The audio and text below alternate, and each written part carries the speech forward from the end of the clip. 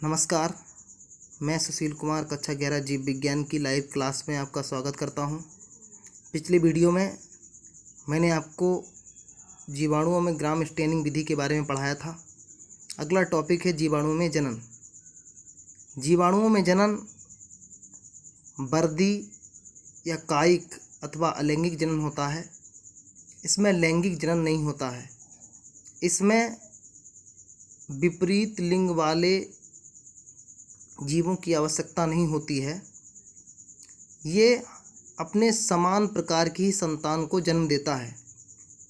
जनन के द्वारा ही जीवाणु मरने से पहले अपनी संतान को वातावरण में विद्यमान रखते हैं। जीवाणुओं में वर्दी या कायिक जनन अथवा अलैंगिक जनन ही होता है। इनमें सतलैंगिक जनन का अभाव पाया जाता है।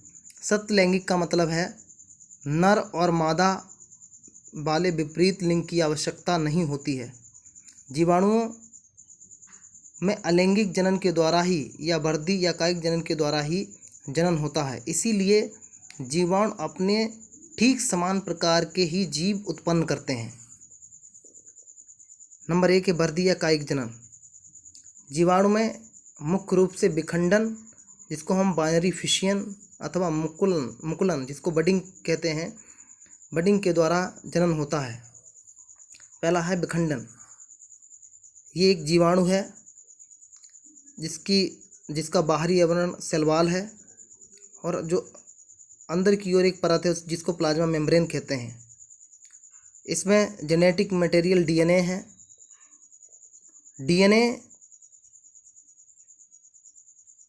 डीएनए का रेप्लिकेशन होता है, जिसके द्वारा डीएनए डबल हो जाता है।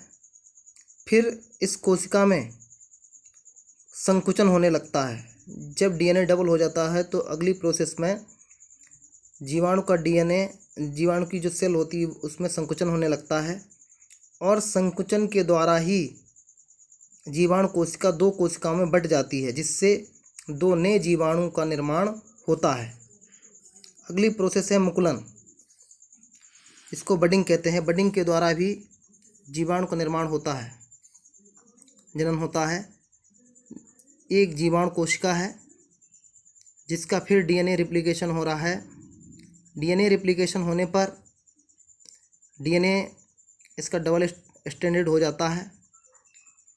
डीएनए डबल होने पर फिर इस कोशिका में बड्स निकलने लगती है। जब डीएनए इसका डबल होता है तो इसमें मुकुल निकलने लगती है।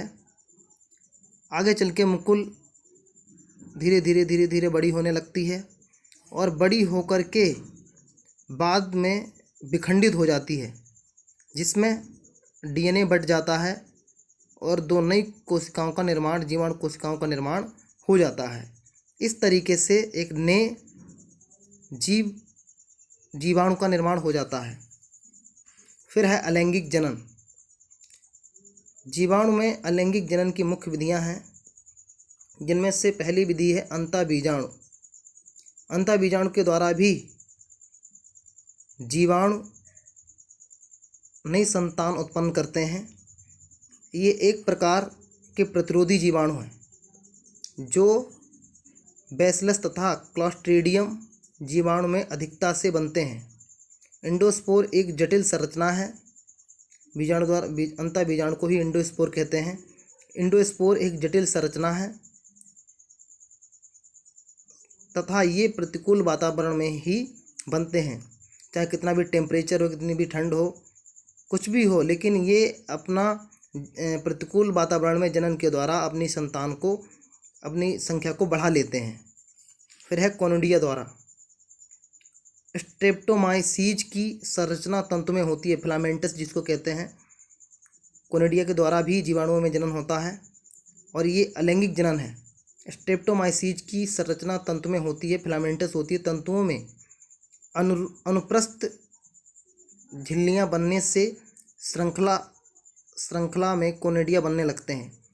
जब अनुप्रस्थ झिल्लियाँ बनने से श्रृंखला में कोनिडिया बनते हैं तो कोनिडिया मुक्त होकर के वातावरण में जर्मिनेट होने लगते हैं, अंकुरित होने लगते हैं जिसके द्वारा जीवाणुओं का निर्माण होने लगता है। एक स्ट्रेप्टोमाइसीस जीवाणु है जिसकी संरचना जो होती है तंतु में होती है। तंतुओं में अनुप्रस्थ झिल्लियाँ जब बनने लगती हैं तो बहुत सारे कोनिडिया बनते हैं, श्रृंखला के रूप में कोनिडिया बनते हैं और कोनिडिया मुक्त होकर के वातावरण में अंकुरित होकर बहुत सारे बैक्टीरिया का निर्माण करते हैं। अलैंगिक जनन की कुछ और विधियां हैं जो मैं अगले वीडियोज में आपको बताऊंगा। धन्यवाद।